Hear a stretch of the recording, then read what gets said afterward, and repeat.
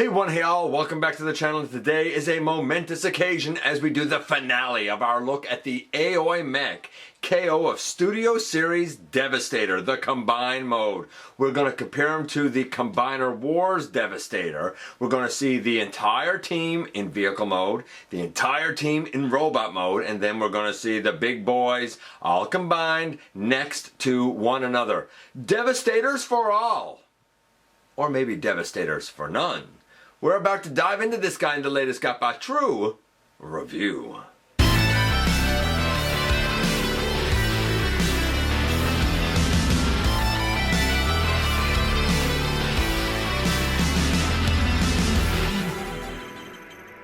Welcome back to the channel.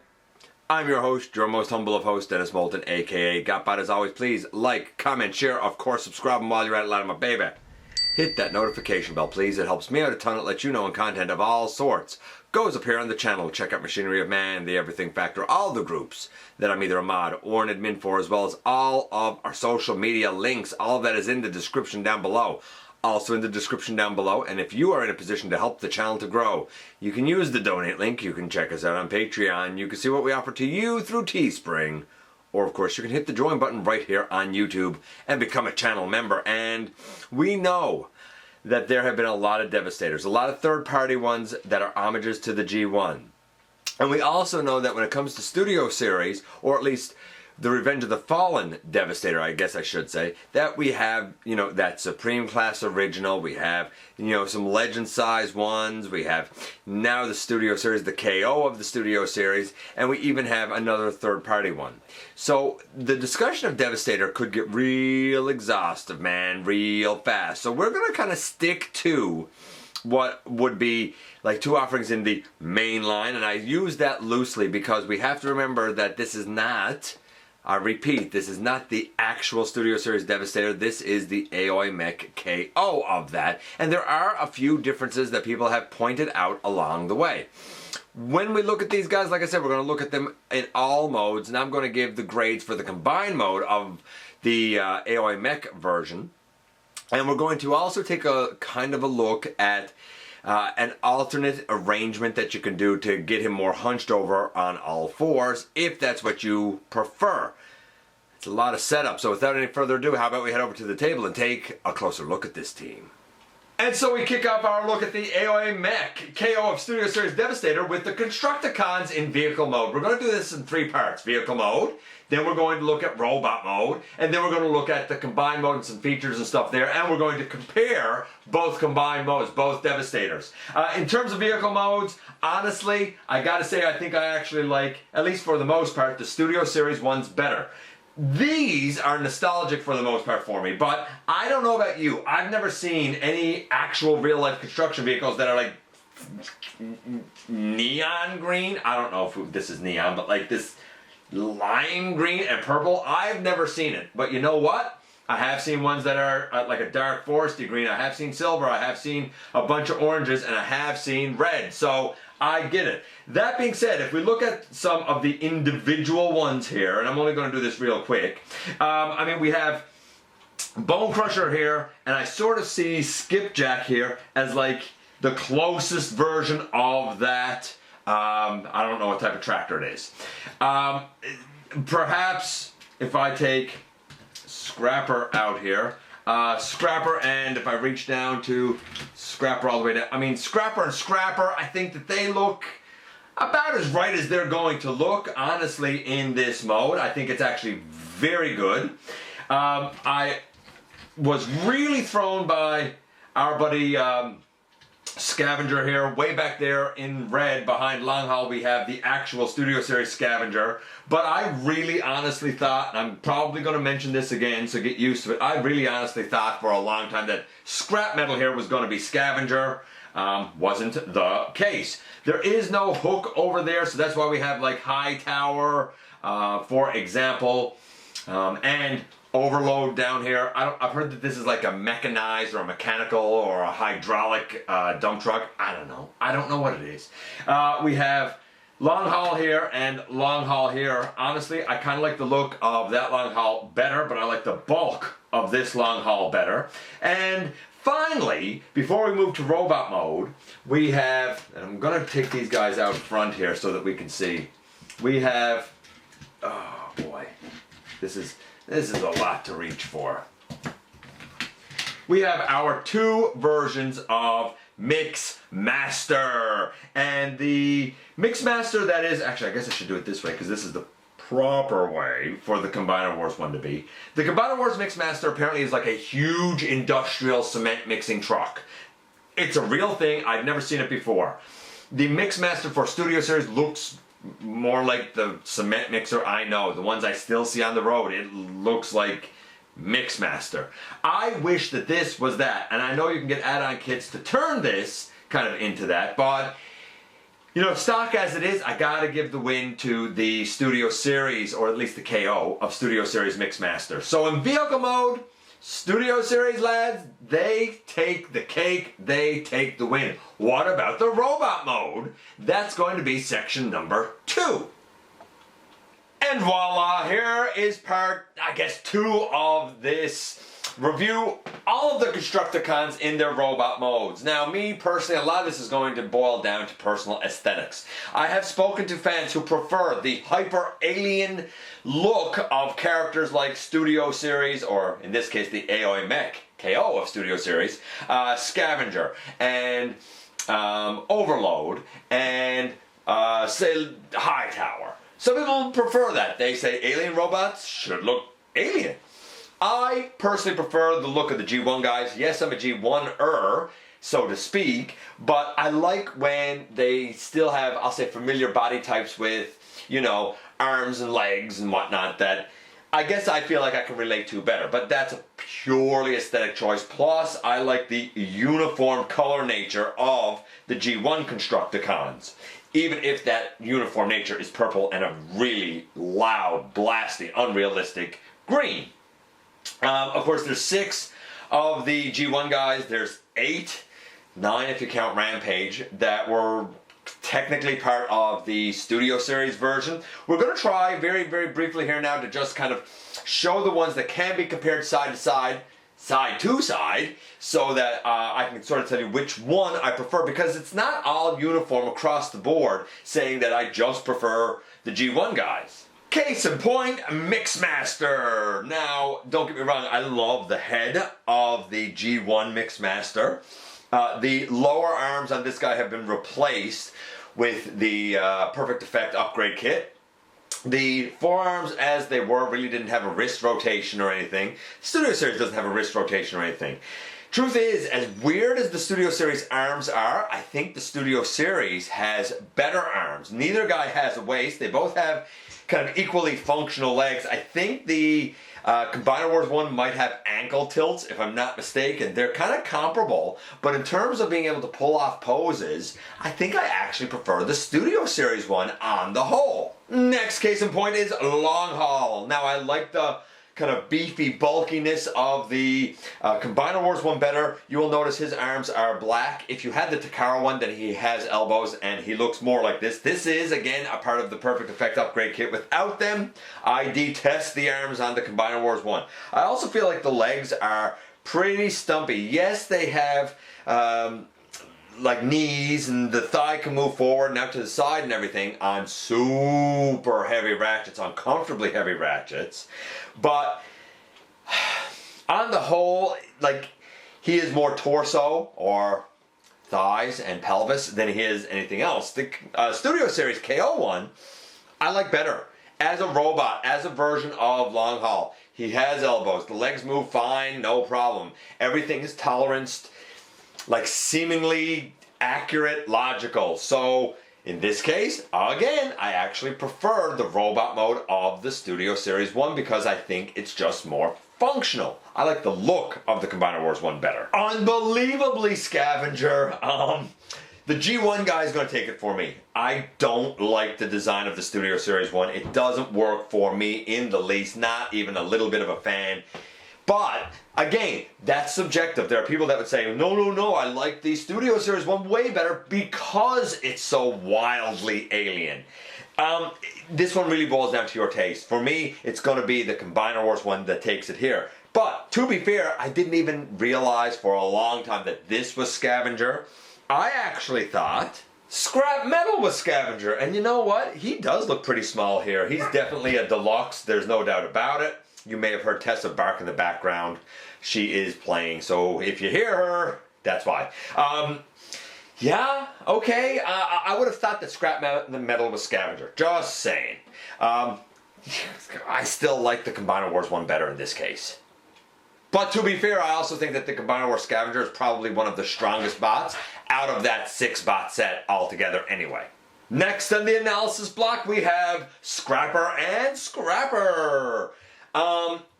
Now, to be fair again, my Scrapper here, he has elbows, not because he's the Takara, which does have elbows, but because he has the perfect effect set.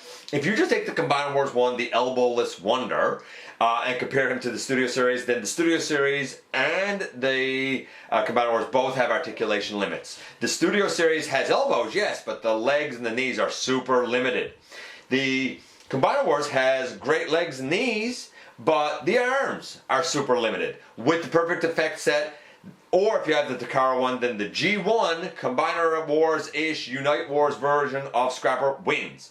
If you don't have the upgrade kits and you just got the Combiner Wars one, then even with the limits, the Studio Series lad probably takes the cake. And finally, yes, we have what I'm affectionately going to call the rest. There's no direct correlation here. The Studio Series one does not have Hook and does not have Bone Crusher. Bone Crusher was a completely different thing. It's a mess. But we do have 3 more members in the Studio Series. I like Skipjack, or Rampage if you will. It's so weird, but there's something charming about it. I was a little bit disappointed with Overload because I thought that the forearms were going to, and when I say forearms, I don't mean the lower part of the arm, F-O-R-E, I mean his number 4 arms. I thought would have more dynamic movement than what they actually have. And honestly, I do like Hightower. I find he's just plain fun. So I prefer Hook and Bone Crusher because I'm a G1 guy. But in terms of functionality, the 3 Studio Series ones are actually more solid. We don't have any pelvis that won't tab in issues. We don't have these shoulders coming down so low, or the section next to his head comes down so low that it limits the shoulder movement. Both of the Combiner Wars ones got their imperfections, but at least 2 out of 3 of the rest for Studio Series here are pretty great. The Overload was, it was just a little bit iffy to me. With all of the robot modes now kind of compared, there's only one thing left to look at. Devastator and Devastator. But before we can quite get to that, we kind of have to start with the main big bad version of Aoyi Mech's KO Studio Series Devastator in his combined mode first. And finally, at long last, yes, here we have our KO of Studio Series Devastator from Aoyi Mech all combined up. This is like, I guess, step 3 of this review, if you want to call it that, where we have the boy all together. Now, I did toy with the idea of showing how he combines, but I think everybody knows that. I will talk about it now. We've already seen in each individual review, of course, the transformations to get to all of these modes. Some of this I can show easy, some of it connects like a pain. So we're going to use that as the transformation mark for combined mode, right? So first things first, we're going to start with this arm connector over here, and it's actually pretty easy. It's just a square that slides down into an opening on the outer edge, and once it's down, well, I'll talk about our articulation after. Same over here. Now for the lower arm, let's see if I can, yeah. For the lower arm, on the center bucket of scrap metal, there's a little rectangular cube, almost rectangular cube. Yeah, I know, a rectangle's not a cube. But there's a little rectangular section that goes into a rectangular port on Hightower. They just go together at the elbow quite elegantly and securely. Easy to get apart, easy to get together, holds well. The 2 shoulders hold well. As for the lower legs, you open up the front of this guy, Skipjack, and there's a slider on the back of Overload that slides down into it. On long haul over here, we have, I don't want to call it the square, but it's kind of a square on Overload, and like two clips that slide up into the square, so both legs slide on. Again, pretty secure. This guy, long haul, was a bit of a nuisance to like fit into the section on Overload. It's doable, but I didn't feel comfortable doing it. Once it was in, it was fine. And taking it back out is fine, but lining it up to get it in there, a little bit of a nuisance. So putting on the two legs and the two arms and putting this arm together, all pretty good, fairly, I won't call it elegant, but certainly secure, fairly easy, not a huge problem. Then getting the upper body onto the lower body, there are some bits and pieces there that you have to sort of line up. It isn't hard, but it's just a slight nuisance. But like once it's done, it's easy. There's a slider. Let's see if I can kind of show this. There's a tire back here. And there's basically a slider on the back and a big gap in Scavenger's tire. You slide that down. It's holding all of this other Scavenger junk out of the way. That's the nuisance. It's not the connection. The connection is easy. It's holding the rest of the Scavenger stuff out of the way. That's a nuisance. While I have them turned around, we have a circular piece here and a circular piece here. They have, I can't remember if they have the pegs. I think they have the pegs. I think the peg holes are kind of back at the tail end of the tires of Mixmaster, and they go sandwiched between these two sections to hold the head in place. It works fine. It's solid, but man, easily putting this guy on and in between those two like holes, putting those two pegs in, the biggest nuisance, the hardest part of this guy, bar none. I figured that we would have some sort of like section here with these arms tabbing in. They don't tab in anywhere. I figured that this upper body piece could either be up this way with the claws facing up, or it could have been the other way. It was this way. I really wasn't sure. Remember, I had no instructions, and I wondered what to do with this panel. Lo and behold, that panel just fits on the front of the leg there, no problem. I guess if you used Rampage down there, then that panel would still be able to give that leg a little bit of a yellow color. So the transformation or the connection to get here, I'm going to say honestly is about a 9. It's all fairly easy with the two legs sliding up, the upper body sliding down onto the lower body, squares for both shoulders, elbows, biceps, whatever sliding in. The other arm over there connecting nicely. The only thing that keeps it from being a 10 for going together is trying to put in Mixmaster, who is admittedly a huge nuisance. 9, not a bad start. Now, how well does this match up with the actual Studio Series Devastator, the real deal, if you will? Both arms are fairly similar. Any variation and variance there I noted, like in their individual reviews. For the main body, again, really close. I think a little bit more painted detail on the head here. These white pieces are gray on the actual one. Definitely more detail on Scavenger that makes the KO look a little bit different. Not a lot, just a little bit. Long haul is long haul. Skipjack or Rampage if you prefer. They're about the same. Again, I mean, not a huge deal. Yeah, all in all, it could be much worse of a deviation. It's not. I look at this and I think Studio Series Devastator.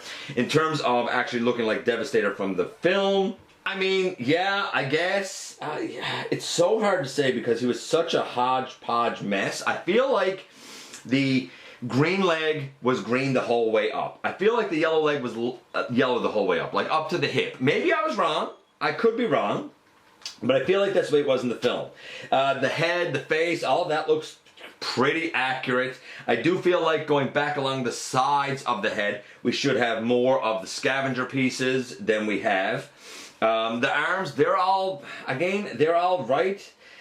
It looks, I think this looks about as good as it's gonna look. I'm gonna say that for looks it's about a 9 maybe. Now, that being said, A lot of people do remember this guy as a bit of a hulking mess who's hunched over kind of on all fours. So I'm going to kind of show that in a minute. But so far we have a 9 for the transformation.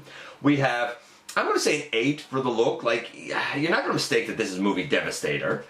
And I'm going to talk about the articulation and kind of get that out of the way, and then I'll show the thing before we do our sort of Devastator to Devastator, a comparison to end things off for us. So, at the head, nothing as best I can tell on the KO. It seems like there should be a waist here. I can't get it to move. I don't know if it moves on the real one. Maybe it moves on the KO, where this is maximal 10s, not mine. I really don't want to mess it up. I really don't want to mess this up.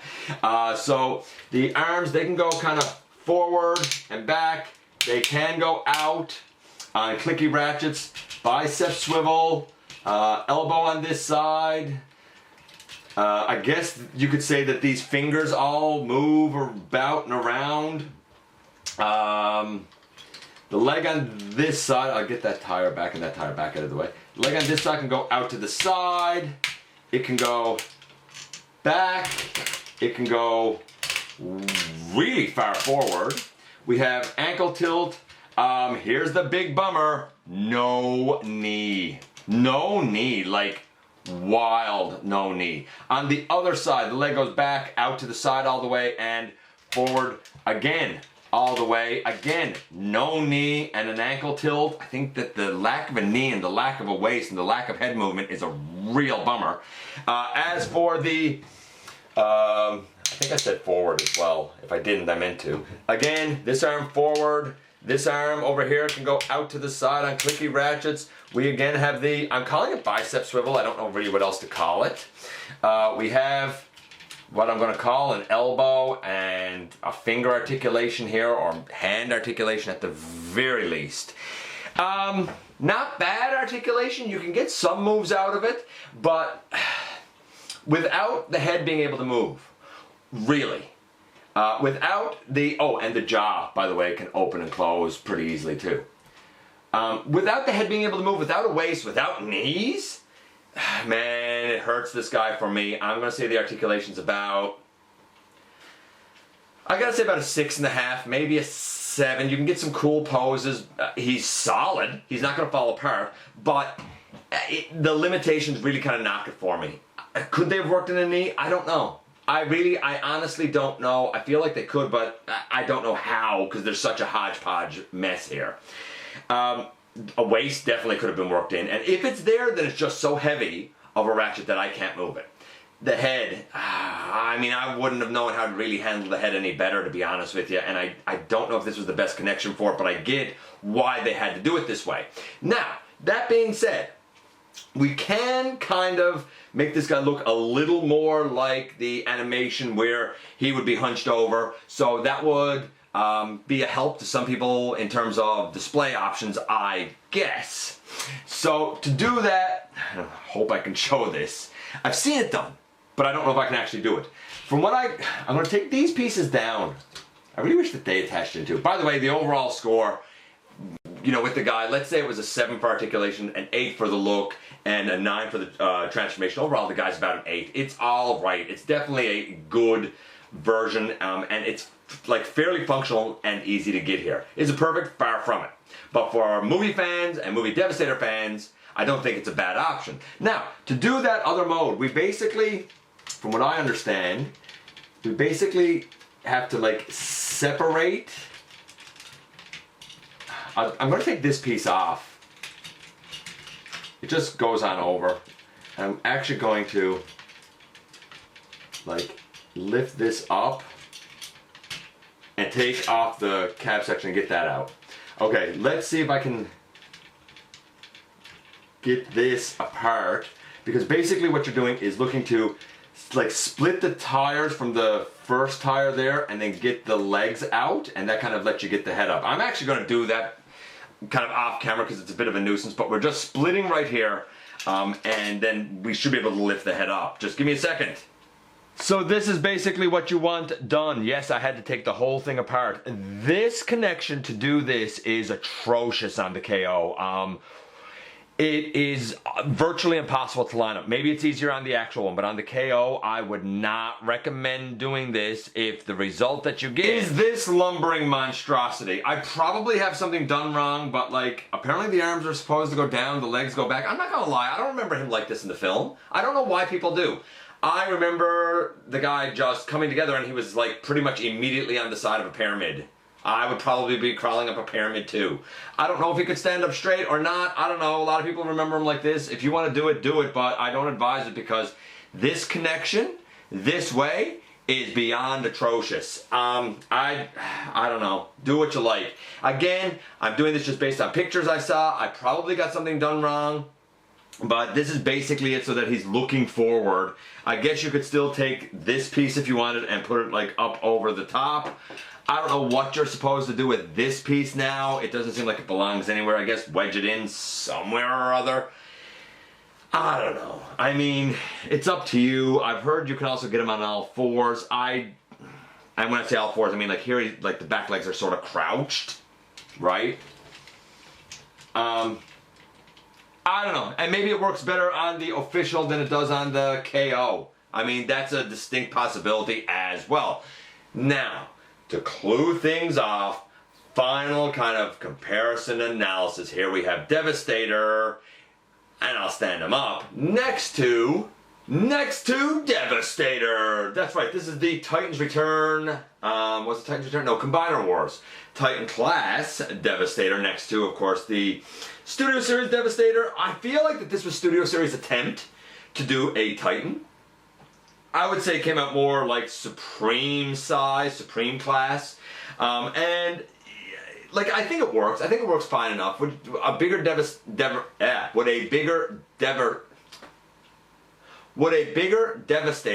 be better? I don't know. I know the Studio Series goes for scale and whatnot, so I guess this is correct. I always thought that the Combiner Wars one was actually too big. So for size, I kind of think the Studio Series is better, subjectively speaking. In terms of articulation, the Combiner Wars is definitely better. It has a waist. It has knees. It still has ankle tilt. The arms are more free-flowing on the Combiner Wars one, so this one definitely like takes it for articulation. However, the ratchets and stuff of the KO are really strong, so once you do move something, it tends to generally hold. The connection points for both. Both have their things that are a pain. With this guy, it is attaching hook to long haul, to the upper body to the lower body. With the Studio Series, it's attaching the Mix Master head. That's a nuisance. Both have wins, both have losses. Neither is perfect, and they obviously go for two very different aesthetics. I think that the Combiner Wars one, for me and my collecting tastes and habits, and I'm a mainline guy, it works for me for Devastator. It looks like him and he is able to move. Do I wish that there was some more ratchets on this guy than friction, hinges and joints? Yup. Then we get to the Studio Series. The Studio Series looks the part for sure from the movie.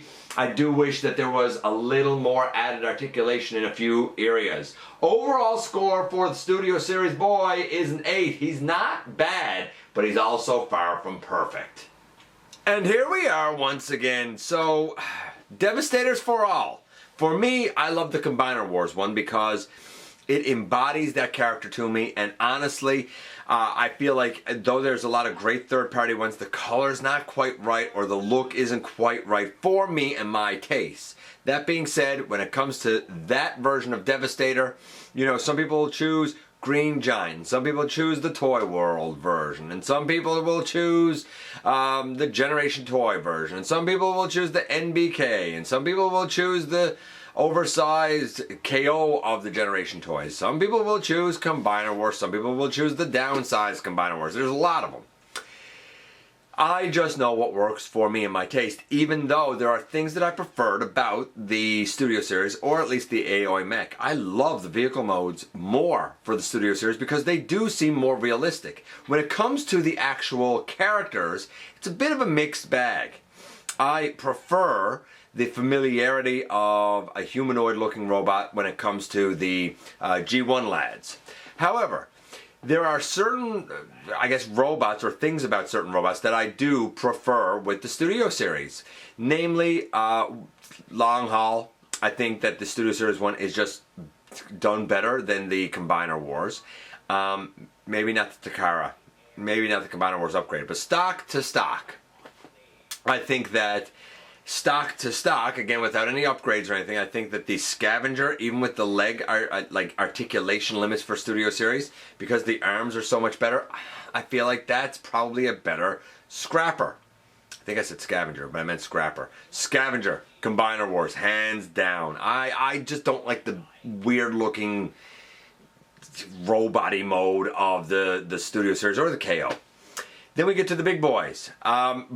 Two completely different takes on Devastator, and I think both are as successful as the mainline will be.